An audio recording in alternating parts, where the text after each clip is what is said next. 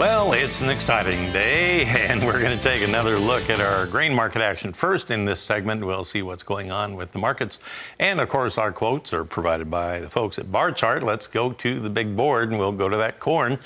Right now, September corn is currently trading 24 3/4 lower at 5.59 1/4. Man, that sounds dire, but you know what? It's come back a nickel from its earlier low this morning. So, trying to find some silver lining in here, but wow, 24 lower after that USDA crop report said the national corn condition went down 5 points. Man, December down 24 1/4 at 5.64. Obviously, there was a change in the weather forecast late yesterday. Now let's look at soybeans. August is down 19 3/4 at 14.04 3/4. November down 29 1/2, and we're all the way down at 12.93 1/2. Way under $13 now in that November contract. But believe it or not, it got as low as 12.81 1/2, and we have bounced 12 cents off of that low, and we're still way below $13 right now. That thing has had I'm trying to do the math in my head, a 43-cent trading range already just in that November contract since last night. Okay, now to the wheat. In Chicago, we have September dropping 32 1/4 at 7.06 after a high last night of 7.42.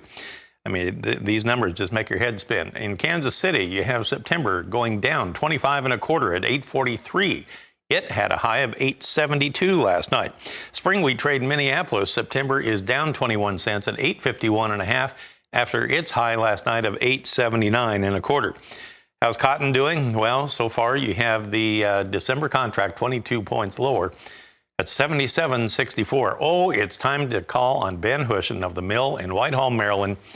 Ben, I've been keeping you folks in our thoughts and prayers here because I know it has been dry in your area too. You have been begging for some rain, and Tim Ross tried to fulfill your needs there last weekend. Did he get the job done or not? Good morning, Marlin. We have quite frankly had what I'm going to call an awesome week. If you were trying to have a graduation party or something outside, it hasn't been a very exciting week. But clouds rolled in last Wednesday, and honestly, other than a few hours, and that would include today, it has been sprinkling, showers, thunderstorm will roll through. Pretty much been on and off sprinkles or showers literally since last Wednesday. And that's exactly how today started, and still some more predictions. Now, pretty big footprint. Seems like everybody has gotten up to at least an inch. There's been some closer to that 2 or 3 inches. So it's, as someone said over the weekend, you better watch what you pray for. We prayed for rain, but we didn't put any parameters on it. So yeah, that's a good point. So if that's the case, with the moisture that you got, what are the farmers up to this week there?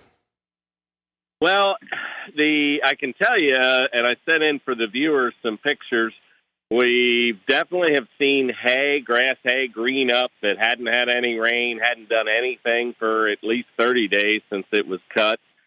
We've seen corn certainly perk back up, the majority of it no longer looks stressed, certainly like it did. Soybeans are rolling, even some late.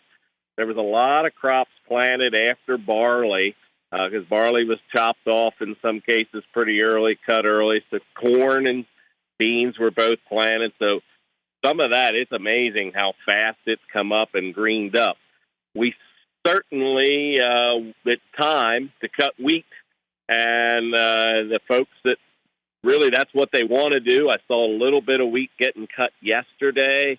Certainly it's not ideal, but we've kind of flipped that switch, dry brings dry, moisture brings moisture. And right now, it's going to be hard to find a window of 3 or 4 days without clouds and a chance of showers. So there are some combines trying to roll again today, as a matter of fact. Well, Ben, man, that's some great news to hear that you actually got the moisture that you needed there.